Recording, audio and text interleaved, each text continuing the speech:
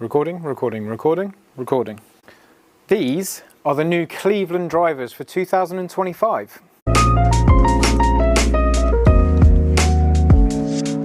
They have a funny shape. It is very different. They are the HiBore XL, and historically the HiBore has always been something different to the norm. One of the original HiBore drivers had a big dip in the back of the head, and that dip was there, I think, to make noise, because there were Cleveland drivers, Cobra drivers, and Nike drivers that were all making a lot of noise on the golf course. So when someone hit one across the other side of the fairway, across the other side of the course, you knew they had a new stick in the bag. Now, maybe a bit of a marketing ploy, but it kind of did its job. In these new ones, the difference we have is that triangular shape that reminds me of the old Titleist 909 D1, I think it was, but it's a triangular driver that pretty much did really good. Jump in the comments if you remember that driver. So the first driver we have is the HiBore XL. It has a weight in the back of the head, and when we have more mass at the back of the head, and I think that's what we're trying to achieve from this triangular shape, is that when you have the weight forward in a driver and you hit the ball off center, it spins around that point, so it makes it less forgiving in theory. And when you put that weight further back, right back here, you hit it off center and you don't get as much twist on the head. So we do have a big old 12-gram weight right at the back of that driver to add forgiveness, to increase that MOI, the moment of inertia, which is the measurement of twisting on an off-center hit. Now, I don't know what the MOI actually is, but you've got drivers in the market getting up to that 10K mark, and you'll see that written everywhere. They haven't said anything about 10K or anything like that, so it might not quite be as much as that. But we've got an adjustable loft sleeve from 9 degrees to 10.5 to 12 degrees, and then down to 10.5 flat. Now, the 10.5 flat is where you have the setting where the flat setting goes more this way, so the ball flight leans to the right hand side with this driver. You have another mechanism in the Cleveland drivers, same as last year, where in the top of the grip here, there's like an 8-gram plug inside the shaft that counterbalances it. So it gives more weight at this end of the shaft to allow this to overtake easier than other shafts that don't have that element, because most golfers lose the ball out to the right hand side, and these are built at a longer length. So the longer length is designed to create more speed, and the counterbalance is to make the feel the same as a shorter driver. So they are built to go as far as possible. Now in here as well, we've got AI optimized. So that's basically to do with the AI technology in the club face, behind the club face, which when you hit the ball off center, there's thicknesses in different areas to create more rebound and maintain the ball speed that you get when you don't quite get it in the middle. So we've got that weight at the back, we've got that AI technology in the face, giving us loads of ball speed in theory. And on the top of the driver here, we've got something called an active wing. Now that's to do with the aerodynamics that travel through here. It's a bit of an optical thing as well. So like when you're sitting that club behind the ball, it could be confidence inspiring because you know there's something in there helping. And sometimes I've seen old draw bias drivers where they're shaped excessively to try and help encourage that draw, where the face sits really shut to the face. This is more of an optical thing with a neutral sort of looking head. Behind the ball, it's fairly neutral in terms of like how it sits and stuff. It isn't like sat at a funny angle. And then the other model of driver in the lineup is the HiBore XL Lite.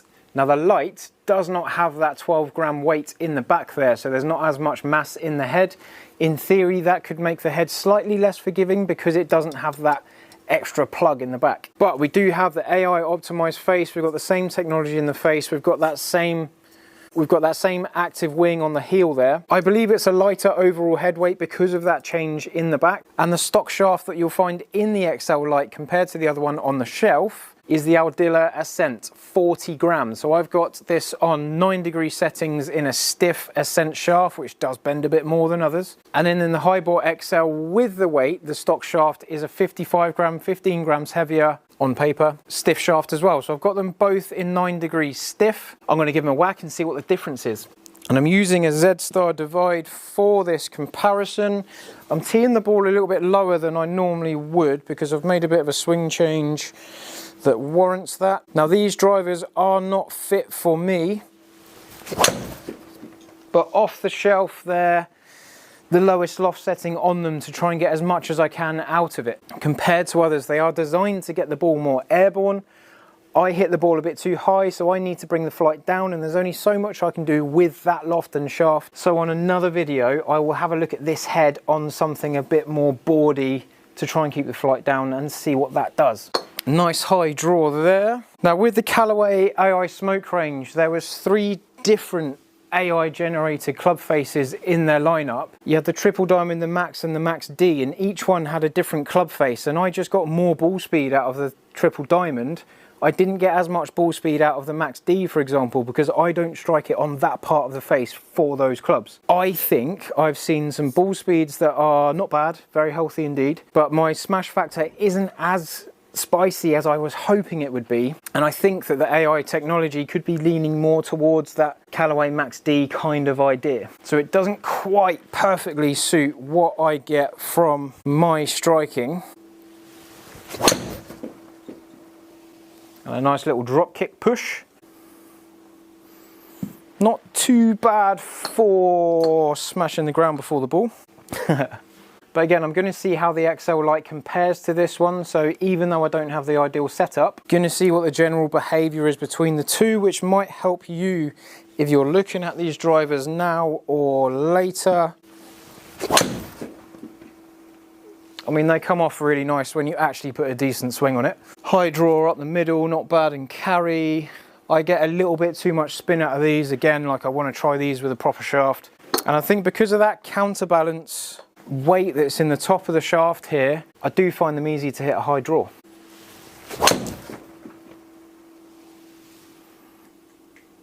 And then he hits a little push.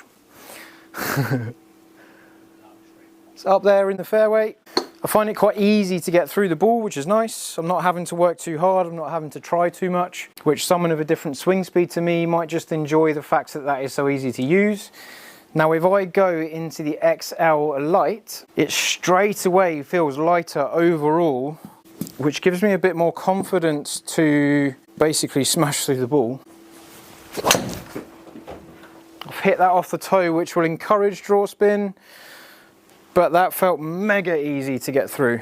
And the whole design and idea of this club is to maintain as much club speed as you can. When you get a bit more speed and release, because this is lighter, it's easier to get into the ball. It's going to be easier to shut the face down. I'm predicting that the average is going to be further left than the other one. And look at the amount of shape on that bad boy on the screen. So if you slice the ball, maybe try one of these.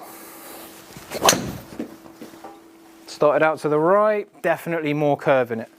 Now, if I wanted to hit a fade with that driver, for me, I might struggle. That's just a big high draw all day long, which adds to the predictability of the shot. If I can sling this up the right-hand side 9 times out of 10, and know it's just going to come back, I could probably hit quite a few fairways doing that. Now, the HiBore XL felt easy, and the HiBore XL Lite feels really easy. I think these drivers are going to help quite a lot of golfers. I mean, it depends what you've got in the bag already. If you've already got an easy driver, you definitely need to compare them. If you buy it online and your driver's 10 years old, probably going to enjoy yourself quite a lot. Missing left, missing left, missing left. So 4 on 4. Let's see what the difference is. So we've got HiBore XL, HiBore XL Lite. Efficiency is about the same between the two. I hit, the one that I drop kicks, I hit way up on it, so 5-4 up. The other is about the same up as this. I might actually take that drop kick shot out, so ignore that one. Yeah, okay. So 111.8 speed against 113 speed. So the speed that I can generate was more with the XL Lite, which makes sense. Efficiency higher on here because I got more mass going through the ball. I hit up on it about the same. My in to out was neutral and 0.5 in to out. So I got a little bit more in to out marginally. Draw spin with the XL 83, draw spin with the XL Lite 603. So much more draw spin. I feel like a weatherman right now.